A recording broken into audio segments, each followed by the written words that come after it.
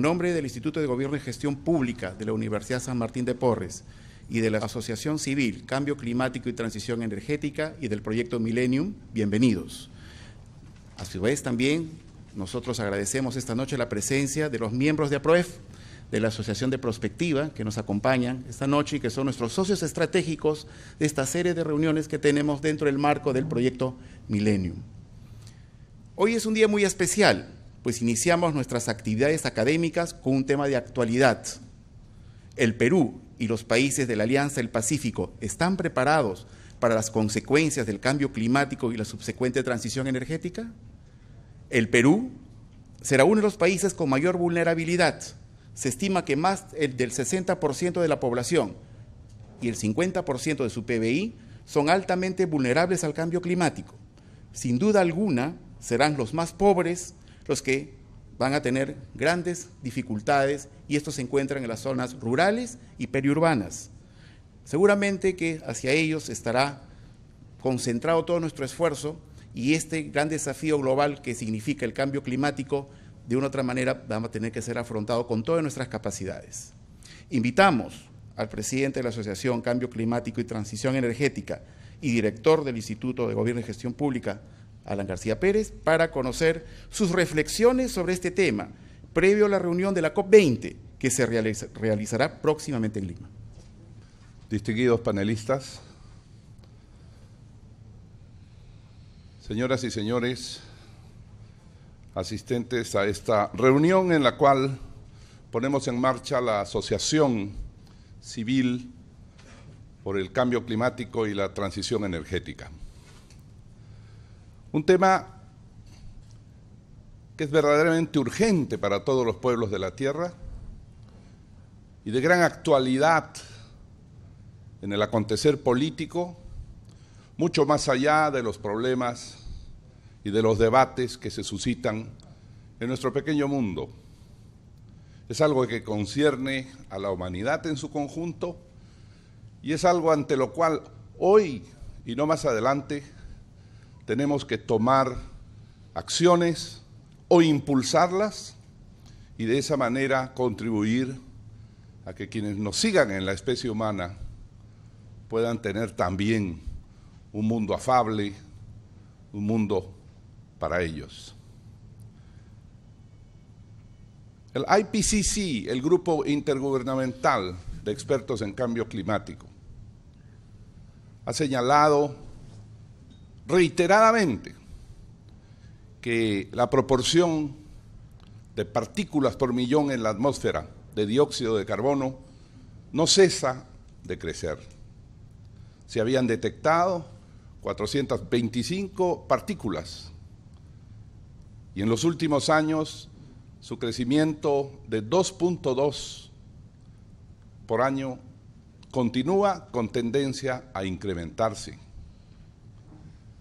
Y personalidades como Nicholas Stern, que estará con nosotros en las próximas semanas en la COP20 y con el cual vengo de sostener junto a Mario Molina el Premio Nobel de Física y Química de 1995, un conversatorio para analizar las consecuencias de lo que estamos viviendo. Stern dice en su position paper o también en su Stern Review que las perspectivas del calentamiento global que se habían fijado con una meta tope a no superar de 2 grados hasta el fin del siglo, tienen una proyección negativa y podríamos llegar, dice él, con sus expertos ingleses, hasta 3 grados si es que no se toman medidas urgentes. Y las consecuencias dramáticas de estas proyecciones que nuestros expertos e invitados conocen mejor que quien habla, traerán dramáticas circunstancias en la banquisa, en el permafrost, en los polos, especialmente en el Ártico, e incluso en Siberia, donde un nivel de calentamiento mayor podría permitir la afloración del metano, de los gases que están momentáneamente contenidos por la capa de humedad. De manera que vivimos un momento de decisión urgente en la humanidad para buscar disminuir el consumo de fuentes energéticas fósiles y sustituirlas por energías renovables, limpias, energías alternativas. Hace unos días tuve ocasión de conocer in situ lo que ahora se llama Molten Salt Towers o tanks, es decir, un hallazgo tecnológico que en los últimos años viene implementándose y que debe permitir solucionar un tema que es el que detiene en muchos lugares las energías alternativas, el almacenamiento de la energía. Hemos vivido siempre creyendo que la electricidad y la energía no pueden almacenarse adecuadamente o a costos que los vuelvan compatibles con el nivel de crecimiento y desarrollo. Pero el hallazgo de lograr que almacenando sal, especialmente un tipo de sal o nitrato del desierto de Atacama,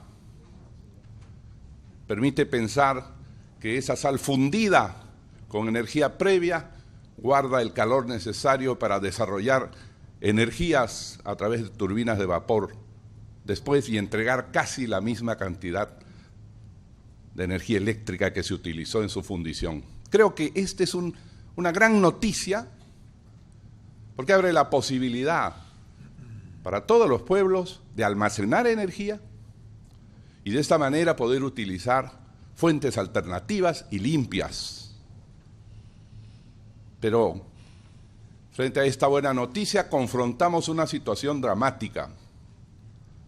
Estamos ingresando a una especie de bipolaridad conflictiva y energética. La clara alianza de consumo del gas ruso por China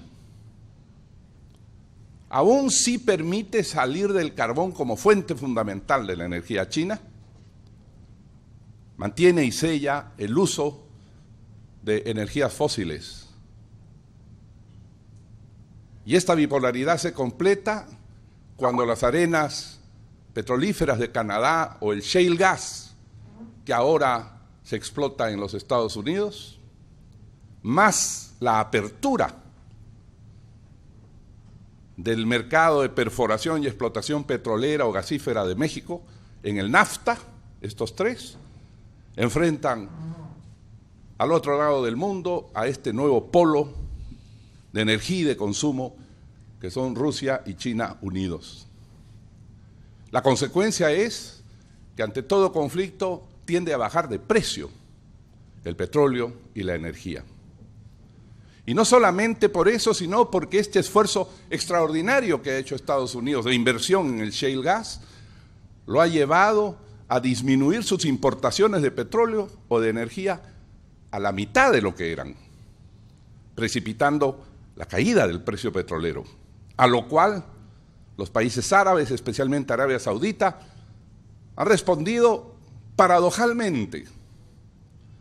Y en vez de producir menos para subir el precio de su petróleo, han aumentado la producción de petróleo para forzar una mayor caída del precio petrolero y de esa manera sacar del mercado por costos la producción del shale gas y las arenas petrolíferas. Este conflicto abre paso a un capítulo en los próximos años en el cual la energía fósil o proveniente de fuentes fósiles se hará más barata, con lo cual la promoción de energías alternativas, eólica, solar, van a ser comprometidas.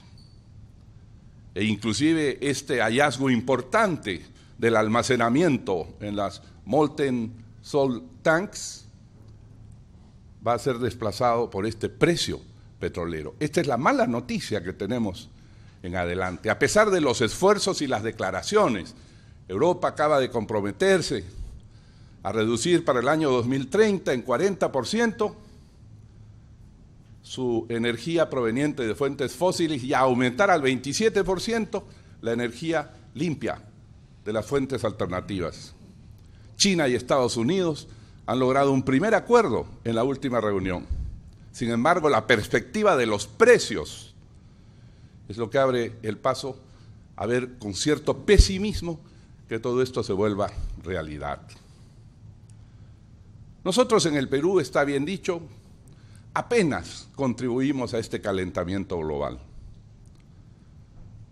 Pero no es bueno decir que no es nuestra responsabilidad y que solo Estados Unidos, China y otros países son los responsables y tienen que tomar iniciativas porque somos parte del género humano.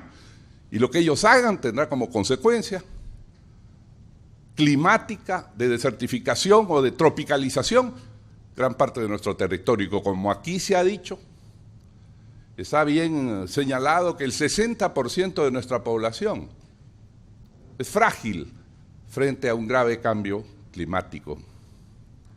Por consiguiente, nosotros, además de impulsar energías alternativas en nuestro territorio para cumplir con la humanidad y el futuro, tenemos que impulsar la adaptación al cambio climático, el tratamiento de nuestras tierras, la reforma de nuestra agricultura, porque los fertilizantes también son un dramático contaminante que llega a los mares.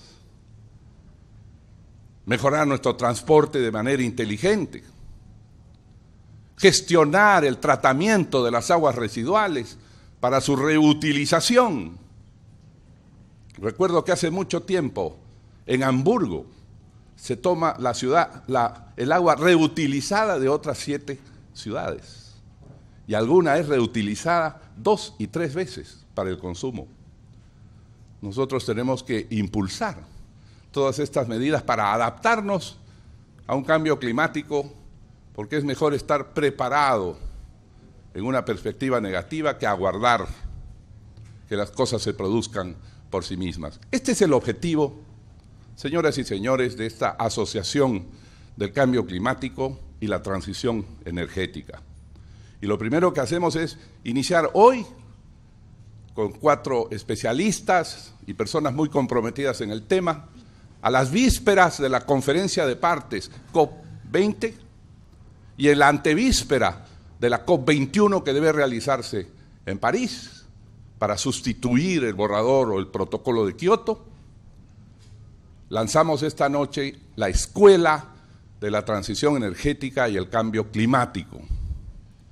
Dentro de unas semanas estará presente aquí mi amigo Lord Nicholas Stern, con el cual formo parte de un consejo internacional, con Mario Molina, el Premio Nobel de Química, y posteriormente estará aquí uno de los grandes impulsores de estas tecnologías de las Molten Salt Tanks, el profesor José Domínguez Abascal, que ha construido tanto en Atacama, en el Cerro Dominador, como en California, esta nueva tecnología que podría ser la solución al problema energético del mundo para salvarnos, si lo podemos hacer, del calentamiento global.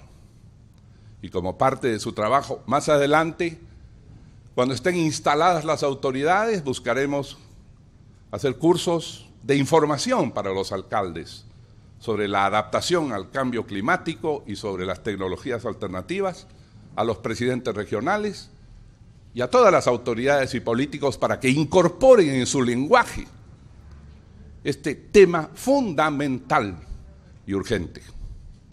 Yo les agradezco a todos estar presentes esta noche y agradezco a las instituciones que ustedes representan su compromiso, su trabajo, muchas veces no compartido o entendido, pero que si la clase política peruana y el mundo comunicacional y periodístico lo hicieran suyo debidamente, estaría también en el lenguaje cotidiano de todos los peruanos para exigir a sus autoridades y exigirse a sí mismos la necesidad de hacer frente al calentamiento global y a los peligros que encierra.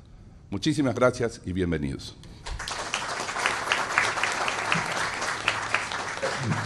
A continuación, viene la presentación del señor Enrique Elías. Él es ambientalista con estudios de arquitectura en la Universidad Ricardo Palma, es secretario ejecutivo de la Red Ambiental Peruana, presidente de la ONG Tierra Firme, ex miembro del Consejo Directivo del CONAM, miembro del directorio de la Cámara Nacional Forestal, miembro de la Comisión Nacional de Diversidad Biológica, ex miembro de la Comisión Nacional de Cambio Climático. Con ustedes, el señor Enrique Elías Obando.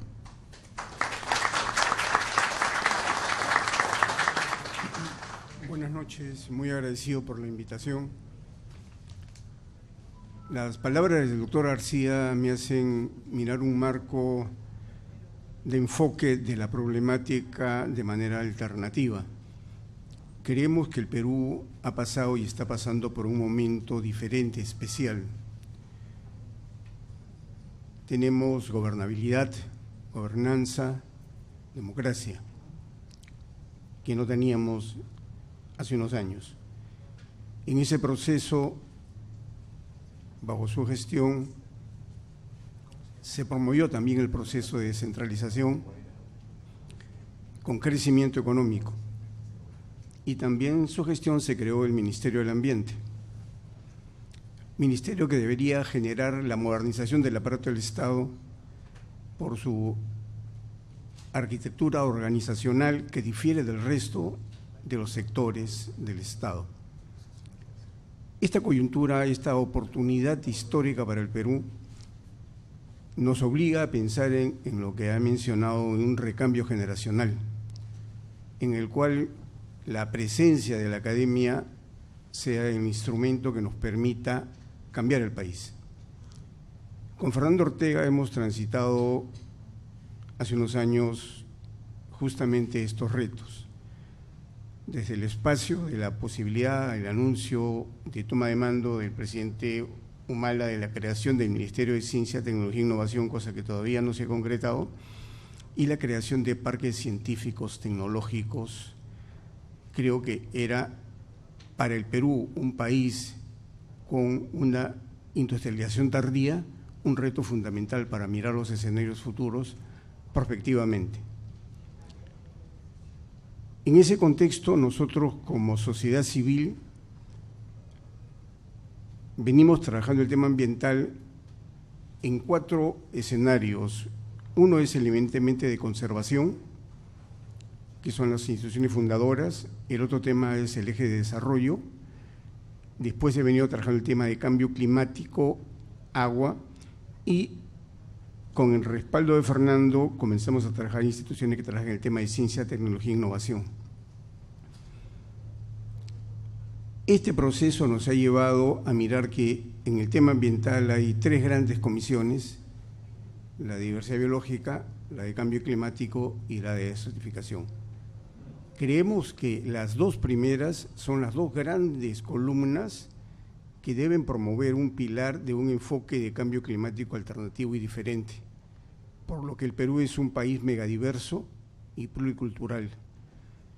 Tenemos necesidad de hacer hablar lo que nosotros decimos el diálogo de saberes, la visión occidental del Perú y la visión andino-amazónica de nuestro país. Si no miramos que somos país que necesita dialogar en un diálogo de saberes diferente, no vamos a encontrar respuesta a los problemas que tenemos en esta coyuntura que nos presenta. Y esos son los conflictos socioambientales, esos son los problemas amazónicos, esos son los problemas mineros que nos agobian. Y ahí aparece la palabra cambio climático. Nosotros, como parte de la Comisión Nacional de Cambio Climático, tenemos una agenda interna preocupante y prioritaria y una agenda externa respecto a lo que viene con la COP. En la agenda interna, la Estrategia Nacional de Cambio Climático no se va a poder presentar para la COP. La que tenemos es la del año 2003. Se ha soltado el primer borrador de la Estrategia Nacional y lamentablemente creo que va a pasar para el próximo año su potencial aprobación. Y hay 12 estrategias regionales de cambio climático que están en camino o terminadas, pero frente a la realidad de la Estrategia Nacional se tornan en casi obsoletas. el legislativo está tratando de promover una ley marco de cambio climático, que también se pensó se podía alcanzar para la fecha de la COP, y creo que tampoco se va a lograr tener una ley de cambio climático de acá a fin de año. En ese escenario interno tenemos realmente la necesidad de reflexionar qué es lo que el Perú requiere de este enfoque. Perú tiene que trabajar sobre la adaptación al cambio climático. Tiene que quedar claro que nuestro reto es la adaptación. Lo dijo claramente que nuestro aporte a esto es mínimo, pero a su vez también existe esa muy fuerte presión para que la mitigación sea el eje central de esta temática. La mirada de los conservacionistas en nuestro país, y si hablamos de agricultura, nos da esta inmensa posibilidad del éxito que todos sabemos ahora que es la gastronomía. La gastronomía viene en base a un logro de trabajo de muchos años, de muchos conservacionistas en este país, que han dado éxito a lo que el Perú en este momento está sacando imagen frente al mundo. Sin embargo, no se considera para estos grandes debates el aporte histórico que tienen las culturas milenarias andino-amazónicas a este reto para conservar y enfrentar, porque ellos ya se están adaptando al cambio climático, ya están rescatando las tecnologías ancestrales, están cosechando agua frente a grandes retos y están encontrando en la práctica soluciones puntuales a los grandes problemas que estamos enfrentando. Y eso se ve muy poco. Y esta dualidad de lo urbano y lo rural nos lleva a que vemos que en Lima el crecimiento inmobiliario y el crecimiento nos desliga del otro espacio abandonado que es el espacio rural. Y es donde nosotros tenemos nuestros inmensos retos. En las regiones está todo por hacer. Y si empezamos aplicando las tecnologías actuales, vamos a retroceder 15, 20 años. El reto, y en eso ha sido un permanente, digamos, líder en este enfoque, es Fernando Ortega. Yo reconozco en él esta mirada hacia los escenarios futuros que nos permita poder hacer que el Perú no retroceda, sino que el Perú avance. La estrategia que en este momento está utilizando el gobierno peruano para enfrentar la COP está basada en una estrategia en 5 niveles. Un nivel multilateral ligado a los países de América Latina, estrategias bilaterales con visita a 30 países para promover un acuerdo global, estrategias multilaterales respecto a lo que implica lo que mencionó el presidente García respecto a los acuerdos de China, Estados Unidos, la presencia de Rusia. Entonces, hay expectativas respecto a cómo estas agendas bilaterales y multilaterales nos posibilitan que el acuerdo en Lima sea un acuerdo positivo. Paralelamente está el tema de la plataforma de Durban, que es otro reto que está ligado a un proceso de negociación muy fuerte que en Lima puede generarse el mecanismo de avance. Los compromisos de los países, a diferencia de los aportes, creo que deben dar en lo que va de la época anterior a la de ahora. La diferencia en ya Estados Unidos ya dio muestras puntuales y los acuerdos que se están dando. Perú en marzo debe mencionar sus aportes. Entonces, en ese escenario hay una variedad de temas complementarios que nos obligan a mirar al Perú desde su territorio. Pensar el Perú desde su territorio nos pone el reto que en enero empiezan nuevos gobiernos regionales. Al no haber estrategia nacional y no haber estrategias nacionales, esa es una importante urgencia de la agenda interna para poder empezar a construir país con visión de futuro. Ligar una alianza estratégica en que la universidad lidere este recambio generacional implica que con el sector privado y la sociedad civil a la cual representamos, que tiene presencia en el campo, posibilite mirar al país de manera diferente. Y muchos de los puntos que iba a tratar de tocar respecto a la enfoque dado por el doctor García, me hace la necesidad de pensar que la COP es una oportunidad en la cual, siendo país anfitrión y siendo país que va a tener la presidencia hasta el finales de 2015, la agenda interna nos haga mirar que podemos tener esta diferencia que hace en este momento la gente del Estado. Políticas públicas y gestión pública. Políticas públicas ambientales ordenadas. El Ministerio del Ambiente tiene la Política Nacional del Ambiente, tiene el Plan Nacional de Acción Ambiental 2011-2021, tiene la Comisión Multisectorial, tiene la Agenda Ambiental 2013-2014, tiene el Informe de Río +20, con un resumen de gobiernos regionales, en base a un trabajo que hicimos del gobierno regional Lima Provincias, y en este momento deberíamos construir ambas estrategias, la estrategia nacional y la estrategia ligadas a la estrategia de diversidad biológica. En ese escenario, creo que los próximos gobiernos regionales y el próximo gobierno, mirando el bicentenario, podemos construir con un recambio cancional un Perú diferente. Yo les agradezco la invitación y desde el espacio nuestro creemos que esta necesidad de que la academia y la universidad generen el recambio nacional que necesitamos. Muchas gracias.